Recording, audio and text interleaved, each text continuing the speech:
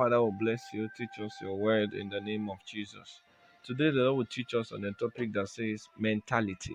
Mentality. There are two types of mentality. You have the positive mentality, you have the negative mentality. The positive mentality is what makes us constructive and not destructive.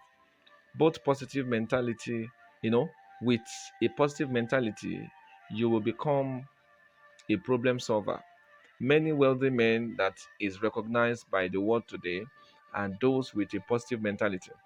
When we then talk of a negative mentality, it means we are referring to the one that is always destructive. A man with a negative mentality is a threat to the one with a positive mentality because their visions are not the same. One is building up while the other is bringing down. If you you know if you want to become creative and productive, you need to sustain a positive mentality. There are also two forms of mentality. You have spiritual mentality and you have devilish mentality. Spiritual mentality helps you to reason in a godly way. With this mentality, you will always want to do things in a good and acceptable way.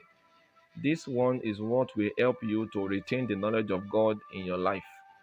Devilish mentality is also equal to negative mentality because the goal is the same, and it is to make sure that the things that are working well stop working. Is to stop creativity and to destroy the already made investment. It is possible to have a positive mentality, to be creative, innovative, and productive without having a spiritual mentality. That is why we see rich people who are loaded with money, assets, and investment, yet do not know God. They have, they have refused to acknowledge God in their doings. The first thing to build is a spiritual mentality. After this, you can be sure that your mentality will become positive. If you have a spiritual mentality, of course, you can be sure that your positive mentality will be channeled in the right direction.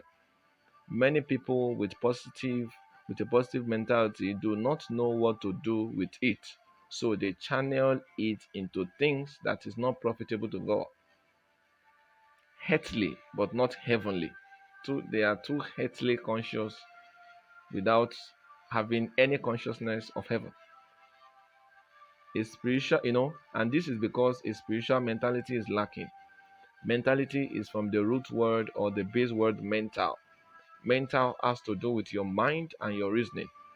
Every day we build our mentality. This is true whether we believe or we don't. It is not consequential. What you focus your eyes on can affect your mentality. If you stay in an environment where evil is their culture, before you know it, it will gradually affect your mind. That if care is not taken, you may grow up to see yourself doing the same evil you once saw around. If you feed your eyes with ungodly materials, it will gradually affect your mind, and you may see yourself becoming ungodly if care is not taken. If you choose to listen to unprofitable things, then you may end up becoming an unprofitable servant. Your life will always move in the direction of what you feed your mind with. That is why I always encourage the younger ones not to listen to songs or watch videos that is ungodly. How do I know what is ungodly? Anything that does not carry the presence of God is ungodly. It is the presence of God in a thing that makes the thing godly. That's why the younger ones are defiling themselves with ungodly relationships because they have fed themselves with ungodly things which has affected their mind negatively. If you change your mind, you have changed your life. If your mind is good, your life will be good. If God is in your mind,